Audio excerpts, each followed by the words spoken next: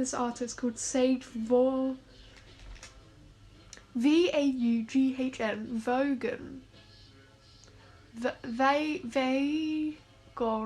Vegan. Anyway, Sage Vaughan. And I found a couple quotes and a couple paragraphs in the interview he does that I was like, hell yeah, that's actually super cool. There's one section which is a bit dodge, but I like the rest of it, and I relate to it a lot. It's talking about like how, I'll just read it to you. How is the mood reflected in your drawing and your thinking? Basically, he went from being a nudist and living in the middle of nowhere, being self-sufficient, to being in a city. Well, I wasn't self-sufficient, but I did live in the middle of nowhere. I wasn't a nudist though, but I relate to it heavily. Anyway, this is what he said about it. I would notice different things in the city than other people, like little things like grass growing through concrete. I would see places to make stories, or something that was a shift from the norm, or the way that power lines would cross. They would cut across clouds when you looked at them. Everything was blending together in this really interesting new story for me, which I really agree with. I think going from such a like naturistic area and then being thrown into a city was a bit bizarre. And you do notice things that Londoners don't, and especially behaviours in people. That's my main thing. The behaviour patterns in people from rural areas. I just notice how funny it looks that I don't have eyebrows. There we go. Perfect. Wonderful. We'll go with it. Anyway, so I've noticed a lot of like the different behaviour patterns within like London people and rural people. So yeah, I really resonated with that. Anyway, so I found that really interesting. So basically, I really resonated with that, even though my project is about gender euphoria and gender dysphoria, and the link between body horror and gender euphoria and dysphoria. I think, as it's also a personal topic, it is looking into the generalisation of it all, but it is also a very personal experience, as I'm non-binary. Anyway, so where was I? Yeah, because I relate to like having my identity is also important, and I think growing up in the countryside is a huge part of my identity and who I am and what my morals are and what my interests are. And I feel like I resonate much more with nature and trees and forests much more than I do with buildings. Buildings terrify me. They're wrong, gross, ugly, yucky. Do not like that one bit. But it's just so alienated. It's weird how alienated you can feel, like if you've lived in a rural area your entire life and then you suddenly move to a city. It's bizarre beyond compare. And I have in a couple of my final pieces I've planned so far, the element of nature has been extremely inspired in all of my art, and there has been a lot of it in my art. One of my projects is all about like nature versus man-made buildings and objects and environments, and how that links to gender expression and identity. And it will represent like you have to find this secret room, which is like a hidden gem in the middle of this huge college. That's really, I'm really sorry, this is gross. It's just so itchy. Okay, sorry. So yeah, it's just, I'm gonna be making little like fallen trees and leaves and flowers that you have to then follow to find this trail of you have to find this hidden room, and it's like it's supposed to represent the journey of finding your perfect gender identity, if that makes sense. And then in the room there's just one desk with a modern laptop and then a computer, and it's going to have a game on it. And I have linked the nature aspect to the calming or even thrilling feeling of gender euphoria, and finding that within a cis-het normative world, which is the modern building. And then when you get into the small hidden room, you come across a laptop with a playable game, which is going to signify like how within non-binary genders, it's not like you can perfectly transition into exactly what you want all of the time. Like, you can, personally for me, this is mostly, but like certain features that people have dysphoria about not having are not always achievable, and it's your journey never really ends as a transgender person. People who identify more within the gender binary, I think, have less of the experience of not being able to be 100% complete in the sense of their transition, if I may have that to say. I don't know, that might be completely wrong.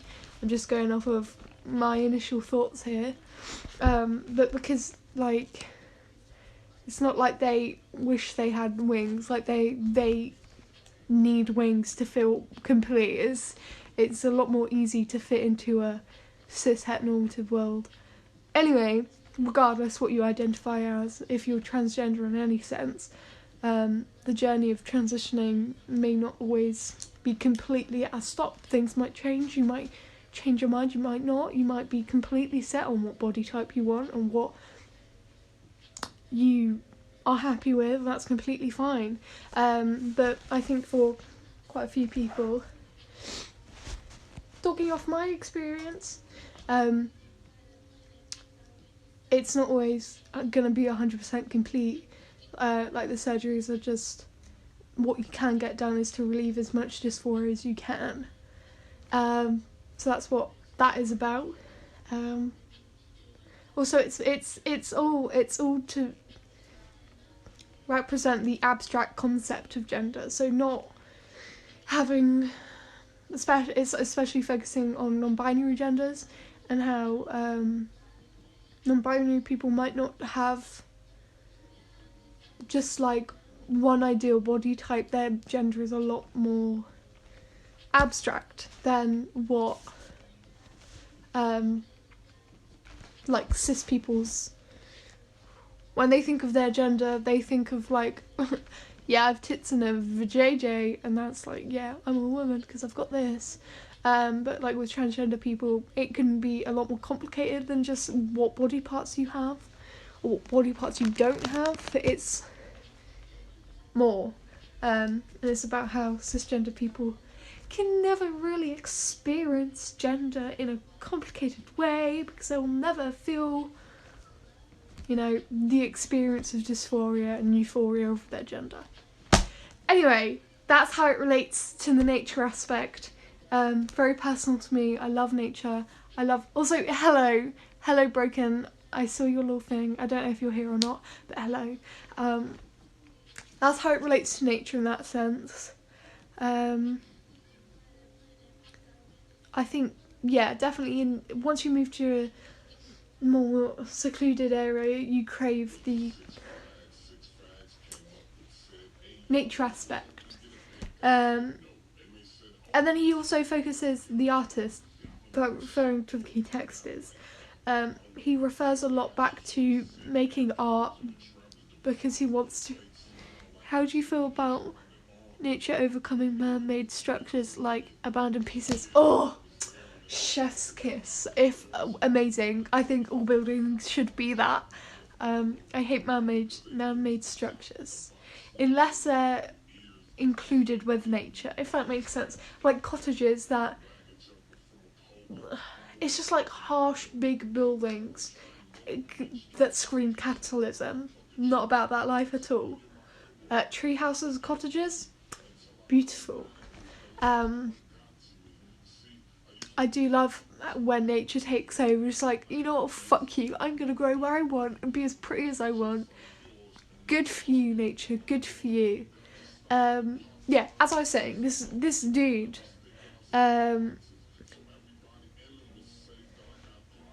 he talks about like how in the art industry, this guy, he talks about how art is a huge, no, like the meaning behind art is a lot.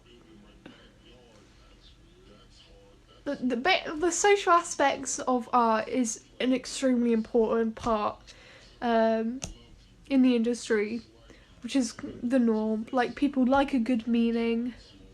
They like the process. They like to yeah, there are a lot of writers, critics, curators and galleries who are making a living churning up words about making art. What was I saying? Yeah, he talks about how like writers and critics have a lot to do with the industry, and that's writing is how they make money in the art industry. But never using words like beautiful or like just like aesthetically pleasing, if that makes sense. And he was the idea of him just making art for it to be pretty and beautiful was really interesting, and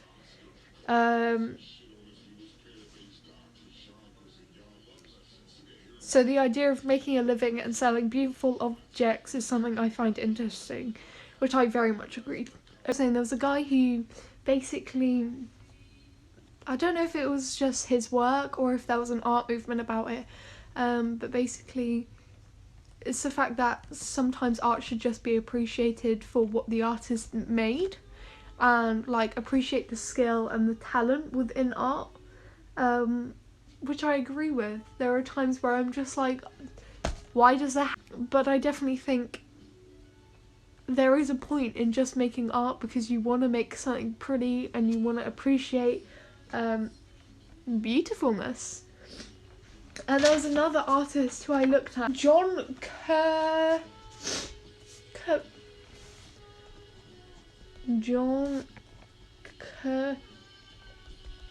Curring. Here's what he basically. Okay, so the interviewer said, "What about male beauty?" And he replied, "People often ask me, why are all your male characters gay or apparently gay? I don't intend them to be gay, but people assume they are gay because they are effeminate, which means men who present femininely. I have cultivated effeminacy in my painting. I want to be an effeminate painter. I make a joke that I'm 49% gay, in the sense that I hope my masculinity, such as it is, or my heterosexuality, will not blind me to beauty." That's a funny part of it, for a man to really be able to look at a woman without being blinded by sexual desire, such as that you can't see what she actually looks like.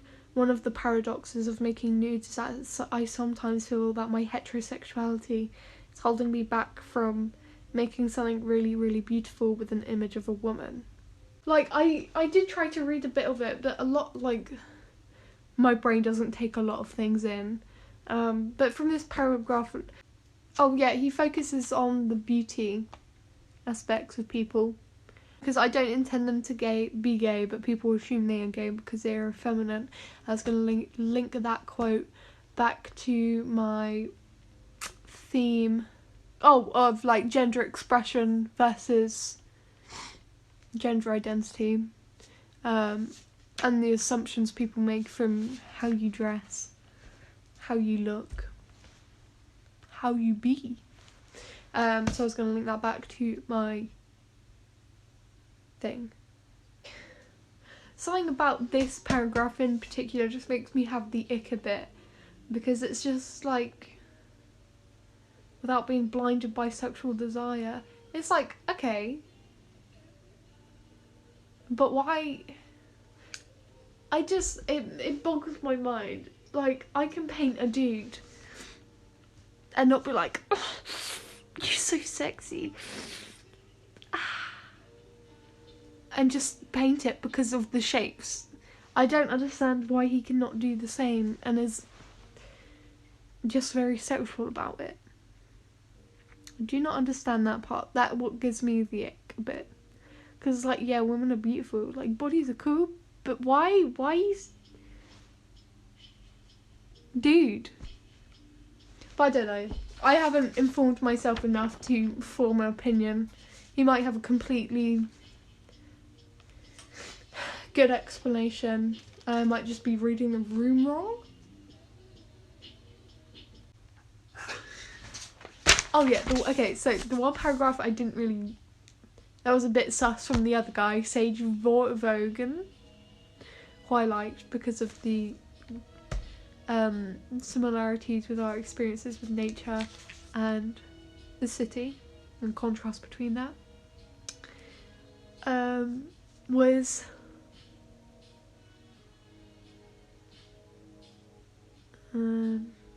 his experience in art school, in his art classes.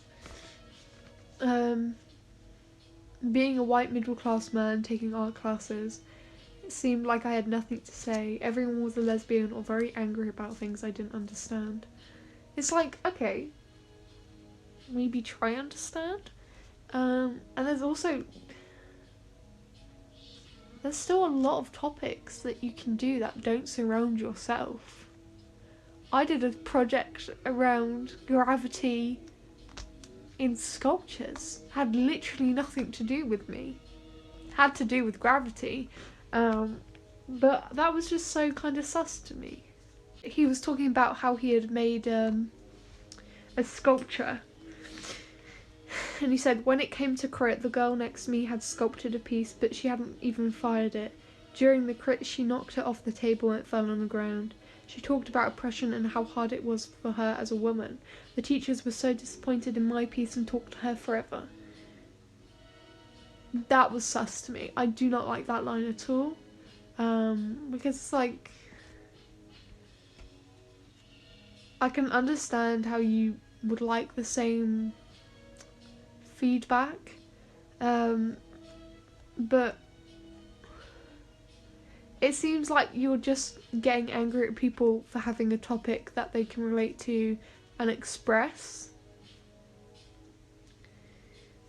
Don't see much empathy in that statement. And then he says, and then I was like, okay, I don't know what I'm doing at all. No one is going to be impressed with technical skills. That was the beginning of learning that I wasn't going to be an artist, which I don't think, once again, I don't agree with.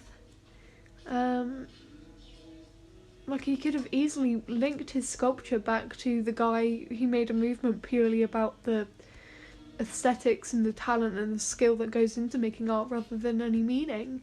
If you just argued it like that, you'd be fine. You're linking it back to an art movement and linking it with, like, well, meaning, because you're purposefully saying, I did this because of this reason, and this is why. Sorted. It's really not that difficult, and that just kind of sus. Kind of sus. And for that paragraph was, did you think you were in the wrong place? And he says no. I don't know. I don't know. There are other things that you can focus on apart from projects about yourself and your struggles. Do it on nature. Do it on fantasy characters. Like, there's so many reasons he could have just bullshitted his way through it. He simply didn't. Why? I do not understand it. And it's just the fact that he was so, like, she hadn't even fired it. It just sounds so snarky. She talked about oppression and how hard it was for a woman. The teachers were so disappointed in my piece and talked to her forever. That's just like, oh, why does no one like my art? It's all about the lesbians and the people who actually have oppression. It's like, dude, use a brain cell. Come on. There are other things that people make art about that's not based on oppression. Your whole thing is about making art for the beauty of it. Make that your art. Like, oh. Sorry, he just gets on my nerves, but I do like his other stuff. Just not this paragraph. God. Oh. He also talks about the importance of his environment when making art, which I really like. I really agree with that as well. It's a very strong statement. I agree with. Oh, it's just that one paragraph that makes me... Come on, dude. You're bitching because you don't have any oppression. Shut up. That's really... A lot of things get on my nerves. Quite easily.